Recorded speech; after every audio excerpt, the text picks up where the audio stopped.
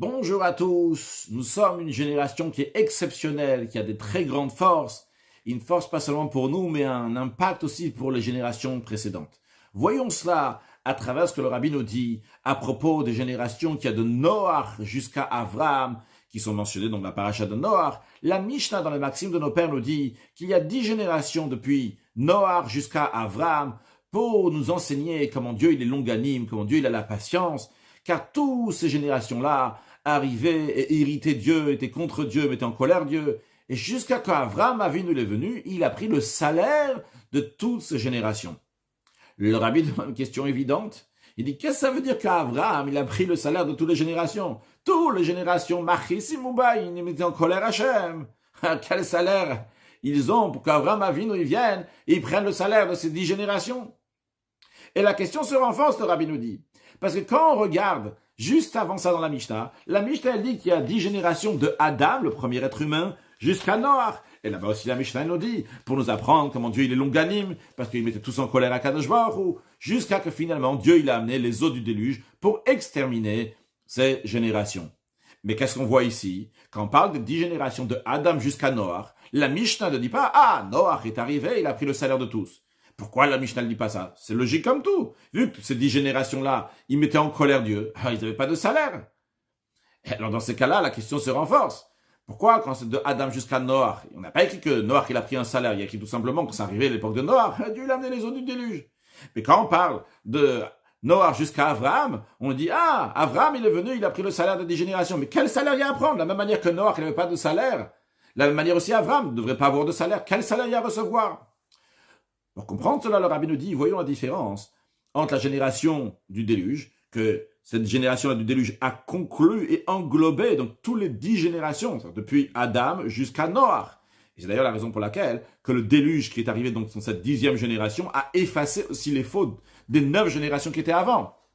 Donc voyons la différence entre la génération du déluge et la génération de la Haflaga qui a conclu donc les 10 générations de Noach jusqu'à Avraham.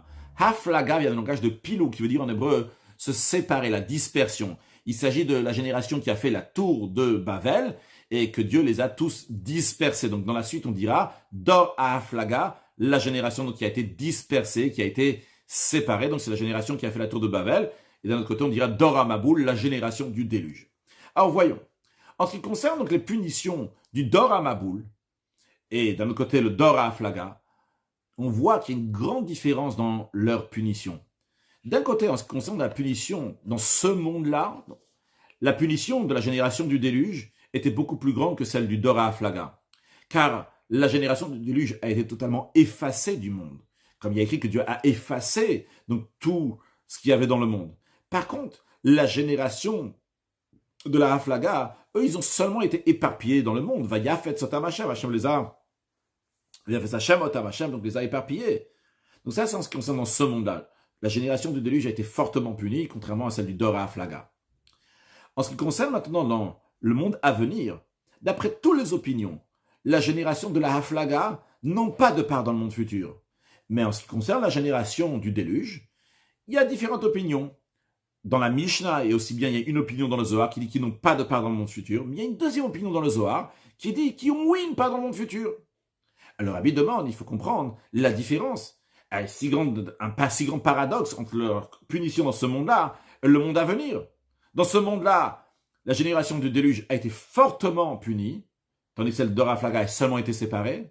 En revanche, dans le monde à venir, le Dor Haflaga a été fortement puni, d'après toutes les opinions, ils n'ont pas de part dans le monde futur, tandis que la génération du déluge, il y a une opinion qu'ils ont le monde futur. Alors, Rabbi nous dit l'explication est la suivante. En fonction... La Dourazaken dit, en fonction du pgam, du défaut qui est fait par la transgression, en fonction de ça est la punition. C'est-à-dire que la punition, c'est une conséquence du comportement. Et voyons donc là la différence de la faute qu'il y avait entre la génération du déluge et celle de Dor Haflaga. Et on va comprendre aussi la différence donc de punition. La différence entre la faute, le défaut qu'on fait, la génération du déluge, et la faute, le défaut, en hébreu, le pgam de la génération de la Haflaga. Nos sages le disent. Et quand on va voir ça, on va comprendre la différence aussi entre les punitions. En ce qui concerne donc la génération de la Haflaga, c'était quoi leur problème? C'était quoi leur faute? Ils se sont rebellés contre Dieu. Ils ont voulu faire la guerre, si on peut s'exprimer de telle manière, avec Dieu. Mais quand même, Dieu les a pas effacés du monde.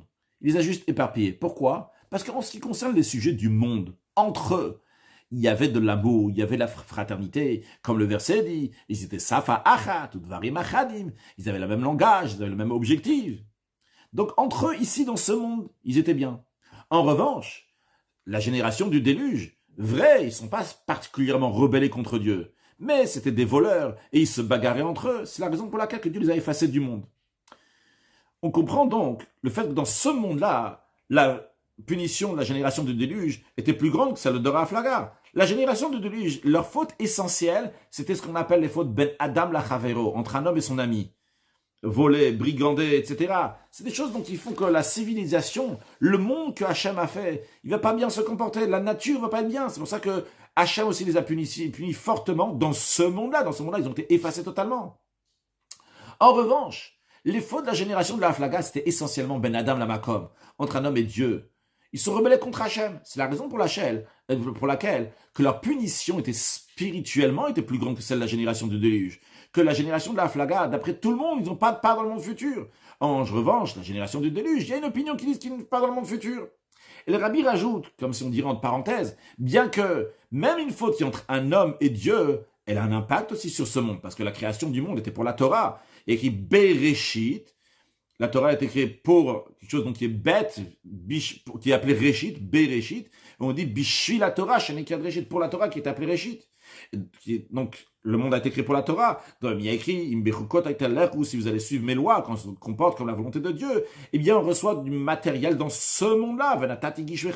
Dieu promet qu'on va voir la pluie, on va voir la gashmiut, le matériel ici dans ce monde-là. Donc, le fait de bien se comporter envers Dieu, ça a un impact sur le monde. Et vice-versa aussi dans le sens inverse.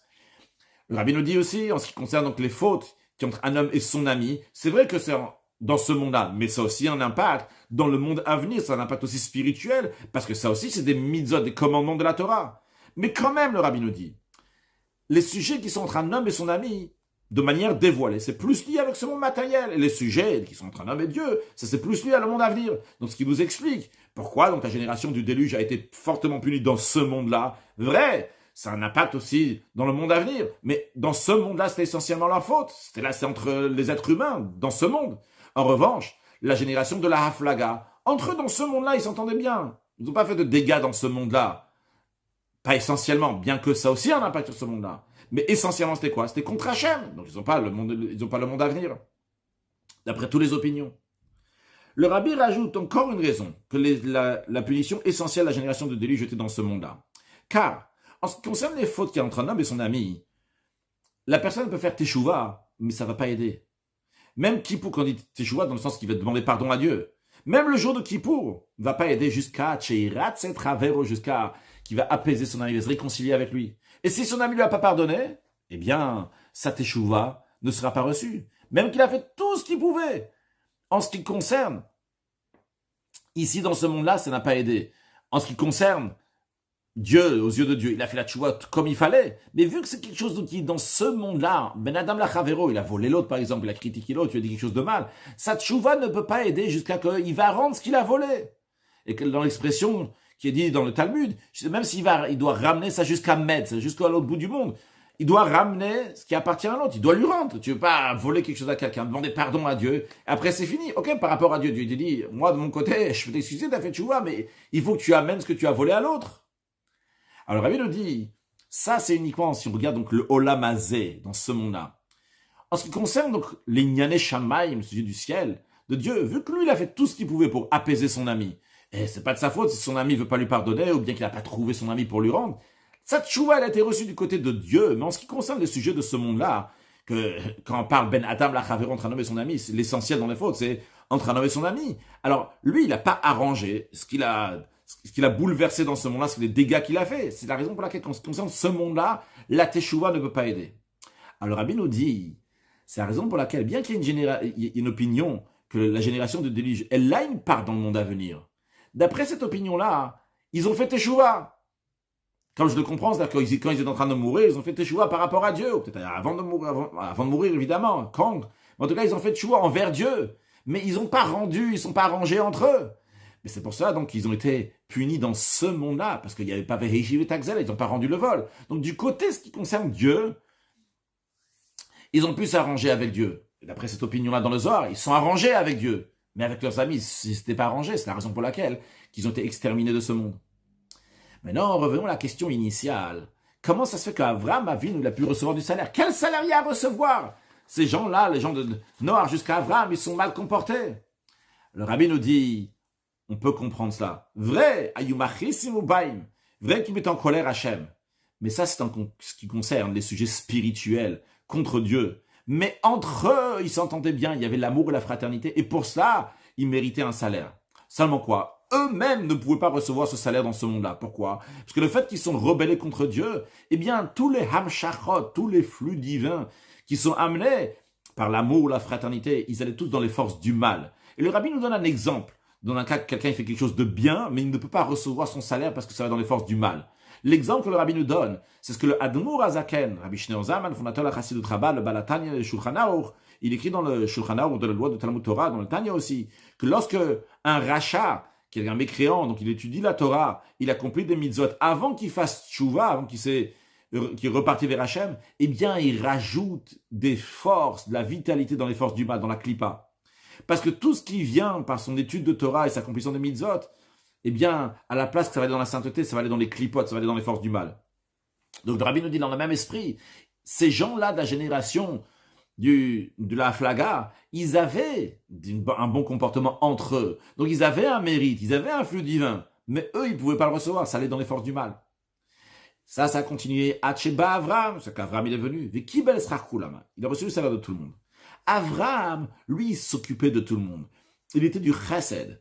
Avram s'efforçait de rapprocher tout le monde à la divinité. Il a même éveillé miséricorde et demandé à Hachem, il a prié pour les gens de Sodome qui se comportaient très mal.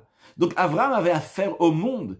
Et par le fait qu'il avait affaire au monde, il influençait le monde, eh bien par cela, il a raffiné aussi les générations précédentes. Et c'est la raison pour laquelle il a reçu le salaire de ces générations précédentes.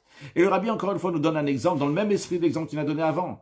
Le Admour Azakan dit que lorsque cette personne-là, qui a fait, c'était un grand rachat, et tous les mitzvot et Torah qu'il a fait, c'est parti dans les forces du mal, quand il va faire Teshuvah, retourner vers Hachem, par cela, il va faire sortir la Torah et les mitzvot des forces du mal, des klipotes, et avec sa teshuvah, ils vont repartir à la douche, à la sainteté. Donc ici, dans le même esprit, Avram, il a pris donc tous ces flux divins qui sont venus dans le monde par l'amour et la fraternité de ces générations-là, et il a pris le salaire qu'il y avait, qui était dans les forces du mal, il a pris.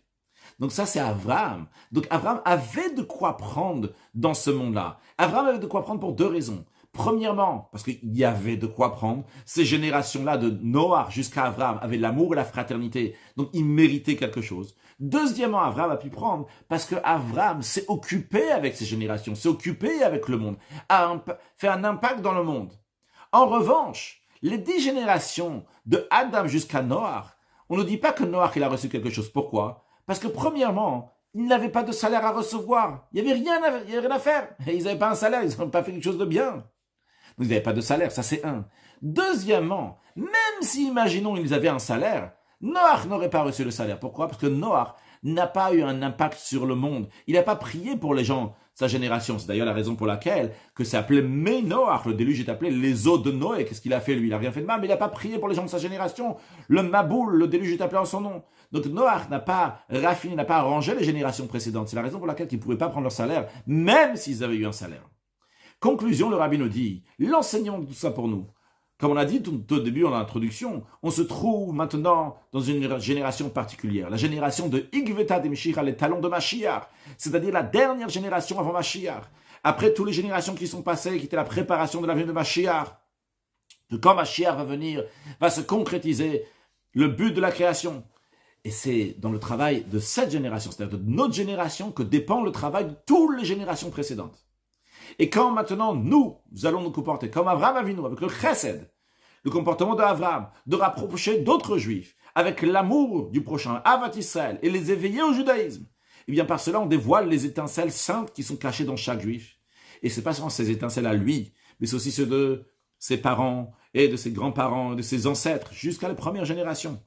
Et celui qui rapproche ces juifs du judaïsme et dévoile ces étincelles divines, il reçoit le salaire de toutes les générations, par cela qu'il amène toutes les étincelles, toutes les générations à leur but final, qui est la délivrance à Mitid Shleima, vrai et total avec la venue de Mashiach Tzidkeinu très prochainement. Une excellente journée.